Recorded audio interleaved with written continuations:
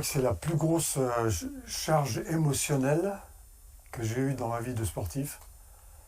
Parce que c'était une première en descente, grande victoire, première médaille évidemment, première fois l'été. Ça a été un choc presque difficile à supporter tellement il était violent.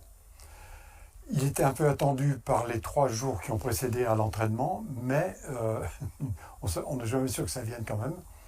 Et puis Léo était à côté de moi tout le temps, donc mais ça a été une journée vraiment inhabituelle.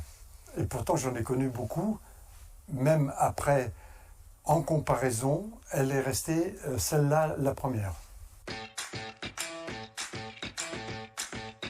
Oui, bah, c'est un peu mon caractère. Je n'ai jamais sauté en l'air, ni sur le podium, ni ailleurs. Mais il y avait aussi ce sentiment de l'équipe. Et donc, quand un d'entre nous gagne, c'est l'équipe qui gagne. Donc, il peut pas non plus, lui, faire le malin, exploser, regarder comme je suis formidable. Il y a quand même toujours ce sentiment des autres. Et l'équipe avait très très bien fonctionné, puisqu'on fait une deuxième, une cinquième et une sixième place, avec Stamos, Orcel et évidemment Léo. Et puis après, il y avait encore pour moi 2 autres épreuves à venir, donc ce n'était pas le moment de se déconcentrer. Oui, bien sûr, parce qu'on arrivait de si loin, Léo et moi, que c'était un aboutissement aussi et que c'était fait. C'est-à-dire qu'on était au sommet du monde, même si on n'y reste pas très longtemps, et que la suite importera moins puisque ça s'était fait. Et donc d'avoir Léo à côté, c'était le partage déjà, et ça s'est continué.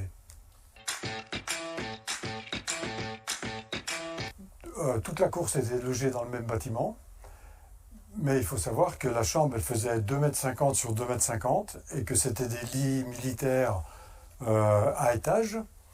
Et donc cette chambre signifie énormément aujourd'hui parce que c'était Melchion, Péria, Lacroix et moi.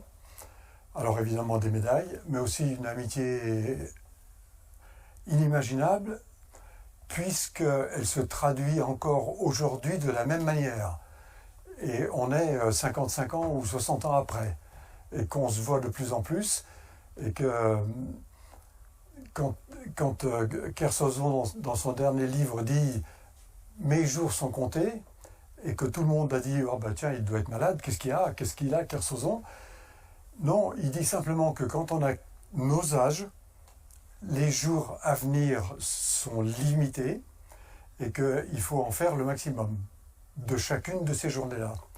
Donc le grand philosophe, d'être encore copain et de plus en plus avec ces 4-là, plus Geoffrey, plus Mauduit qu'on voit aussi très régulièrement, est-ce que c'est ça le sport à son sommet? Très probablement. Ça se faisait d'une manière totalement naturelle, puisqu'on portait le même uniforme, on avait le même patron, et les mêmes objectifs qu'il fallait atteindre l'un d'entre nous ou l'autre. Et donc ça se gérait très facilement. Péria l'a dit dans son... Il a dit on était les pires ennemis, mais c'était les pires ennemis amis comme pas possible, quoi. Donc c'est assez étonnant.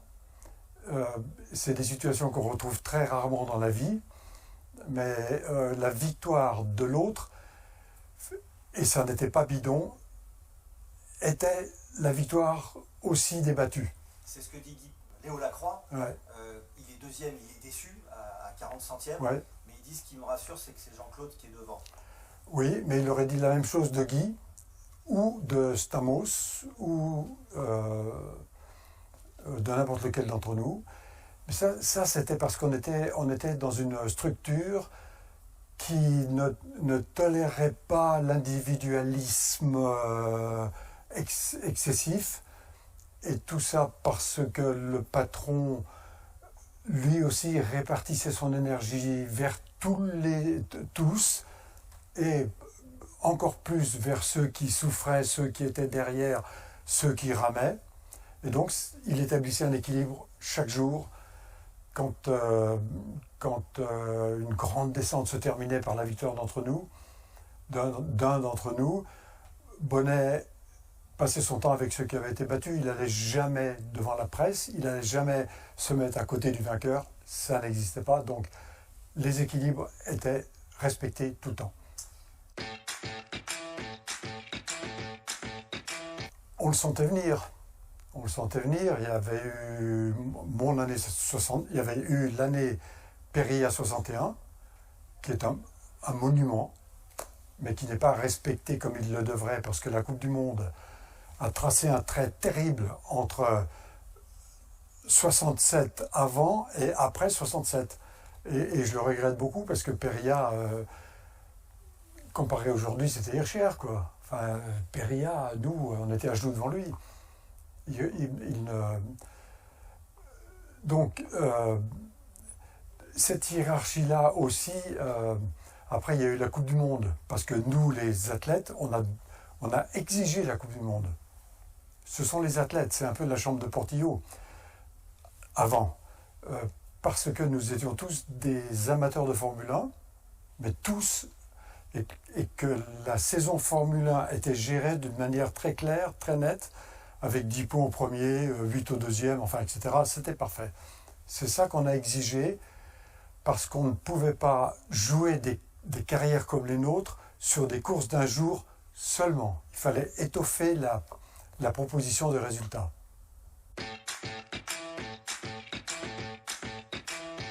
Là encore, c'est extraordinaire que l'équipe ait accepté un fonctionnement interne un peu différent, mais c'était obligatoire parce que j'étais tout le temps sur les 3 fronts et que je n'étais pas capable de gérer le matériel sur 3 fronts.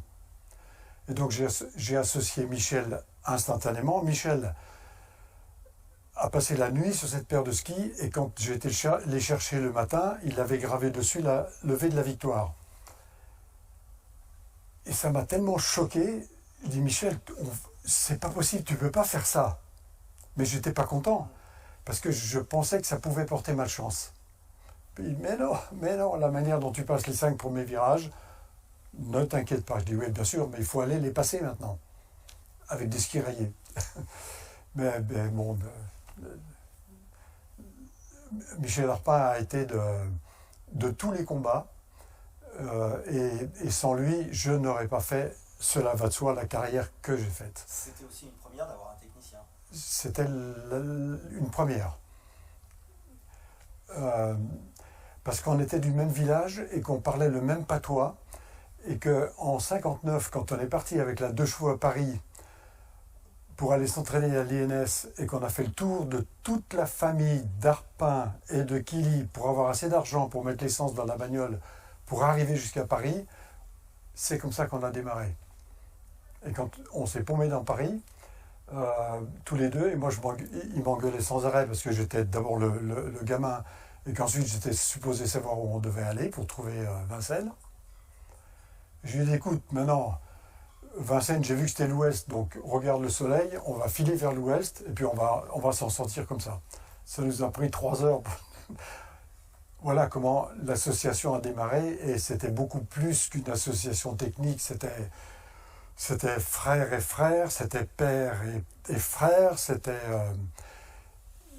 des yeux qui se regardaient, et on pouvait voir le programme entier dans l'œil, parce que c'était un sentimental, parce que c'était un tarin, parce que c'était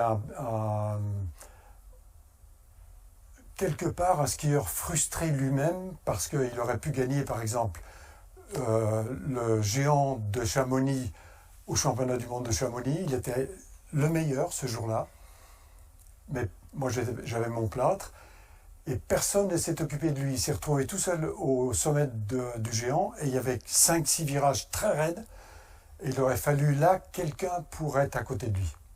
Simplement être là. Et il n'y avait personne. Et il est tombé à la 3e porte, il a touché la chaussure, Et je voulais aussi, avec cette association, qu'il revienne dans le camp des vainqueurs, et il ne l'a jamais quitté. Non, pas spécialement. Au contraire, après, dans ma carrière, j'ai rencontré beaucoup de sportifs qui sont venus me demander comment on gérait ça. Et j'ai dit, le rituel, c'est qu'il n'y en a pas. Parce que si tu touches quelque chose de manière inhabituelle, tu risques d'avoir un résultat inhabituel, comme par exemple essayer une paire de chaussures différente parce que tu crois que... Non, on reste calme. C'est ce que j'avais fortement recommandé à Pierre Quignon quand il a sauté à la perche et qu'il m'a appelé du village olympique alors que je ne le connaissais pas. Je lui ai dit, Pierre, tu sais sauter, tu as déjà sauté là-haut, donc ne touche, s'il te plaît, à rien. Donc le rituel était qu'on ne touchait à rien.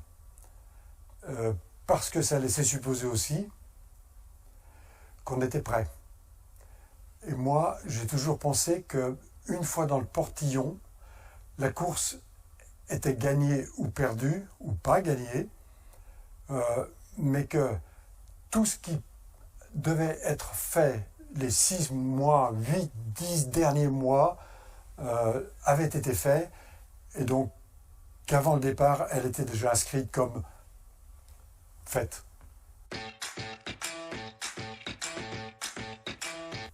Je pensais à ne pas louper le départ, parce qu'il y avait là matière, ça n'a pas intéressé grand monde, mais il y avait matière là à faire une différence d'une seconde, quand les réalisations étaient bonnes.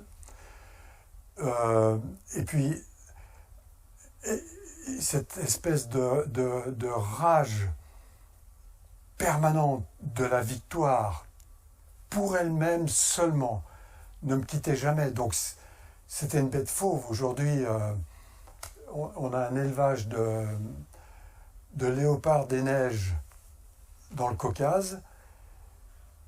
Je m'assimile très bien à ces animaux-là quand on les voit sauvages.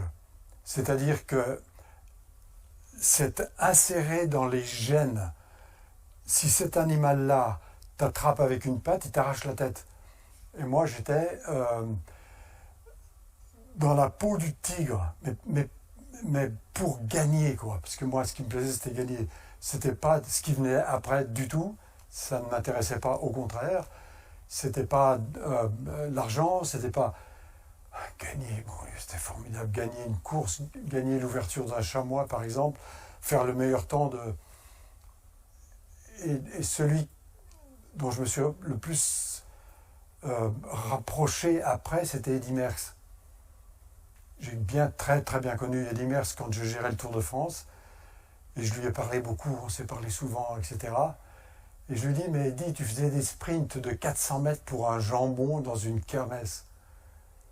Il dit, Jean-Claude, c'est pas ça, c'est pas ni le jambon ni la kermesse. C'est Eddy Merckx. Et Eddy Merckx se doit d'être devant. C'est énorme, quoi.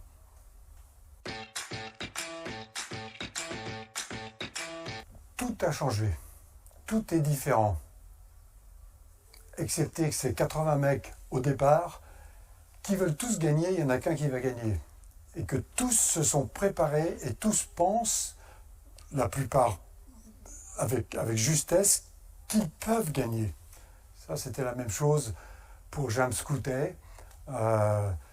Et c'est pour ça que j'ai tellement de respect pour les vrais anciens, pour les gens de mon époque, pour les gens d'aujourd'hui, parce que c'est difficile, c'est un sport très difficile. Alors ce qui a changé, ben, si tu changes les piquets de slalom, tu as changé le virage.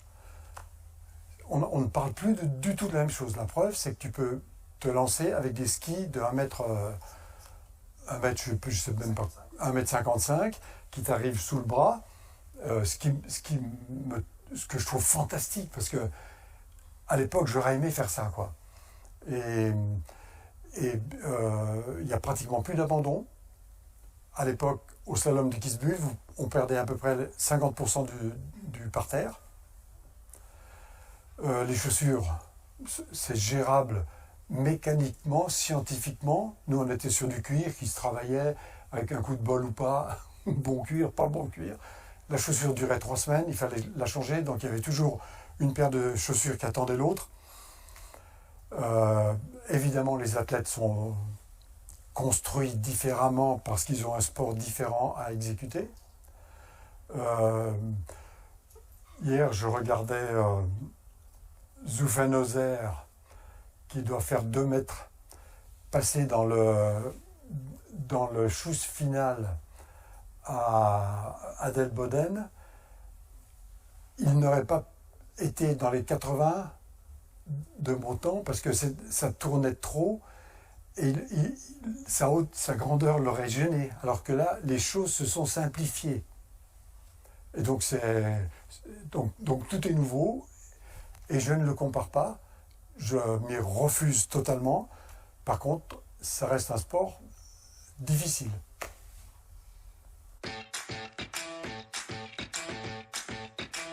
Elle est dans un coffre suisse avec les 6 autres. Et je le dis comme une anecdote parce qu'on m'en a volé 2 chez moi. Donc, Marc Audelaire m'en a renvoyé 2. Donc, j'en ai 2 toutes neuves, 4 qui sont un peu usées. Donc, elles sont au coffre. Les médailles olympiques, elles, sont au musée olympique. Je ne suis pas très attaché à tout ça. Je suis trop curieux de la vie et de ce qu'elle va encore proposer, malgré que Kersozon dise de nous qu'on n'ait plus beaucoup de jours à vivre. Je suis trop curieux pour ne rien louper, quoi. Mais ça, c'est aussi mon aspect optimiste. Devant la télévision, encourageant les copains à travers le poste de télévision. C'est très difficile à expliquer, mais pour quelqu'un qui a organisé, par exemple, des championnats du monde, d'aviron, de canoë, des Jeux Olympiques, évidemment, dans le monde entier, ou contribuer à être dans une organisation ne m'est pas confortable, parce que je ne vois que l'organisation. Il n'y a que ça qui me passionnait à l'époque. Le bus est là, les gars sont bien traités, les accréditations sont là, les athlètes sont respectés, enfin, etc. Donc là où je suis vraiment moi-même, c'est soit dans une organisation, maintenant c'est fini évidemment, mais ou devant la télévision. C'est même plus que ça, c'est même plus qu'une fierté, c'est la constatation du travail bien compris et d'une ouverture d'esprit totale. Je me souviens très bien de son arrivée au COJO. Je ne donne pas l'année parce que je ne m'en rappelle plus. On démarrait, on embauchait. Et Perrine arrive dans mon bureau et elle me dit est-ce que tu... Elle sortait de l'école, je crois quasiment. Elle me dit est-ce que tu penses que je peux travailler au COJO? Je dis bien sûr, au contraire, parce que je vais monter un COJO avec énormément de sportifs, anciens sportifs, même sportifs actuels si c'est possible. Ce que j'ai fait, puisqu'il y en avait partout, dans toutes les instances, dans l'Assemblée Générale, partout, Honoré Bonnet est venu, enfin... Bon, alors je dis, qu'est-ce que tu veux faire? Elle dit, je voudrais aller au sport. Et dans la seconde, dit Perrine, le sport, tu connais? Oui, c'est justement pour ça que je voudrais aller. Je te fais une proposition, va au marketing, tu vas tomber sur des gens extrêmement pointus. Il y a peut-être 10 nationalités différentes que j'ai mis ensemble là. Tu vas te régaler parce que c'est une compétition aussi qui sollicite à peu près tout ce que sollicite le sport, c'est-à-dire de la réflexion, de l'intelligence, des nerfs d'acier, une volonté de réussir. Ah bon? Je n'étais pas venu pour ça. Donc elle est partie au marketing, à ma grande satisfaction. Et si cette conversation n'avait pas eu lieu, elle ne serait peut-être pas là où elle est et où je la vois avec grand bonheur.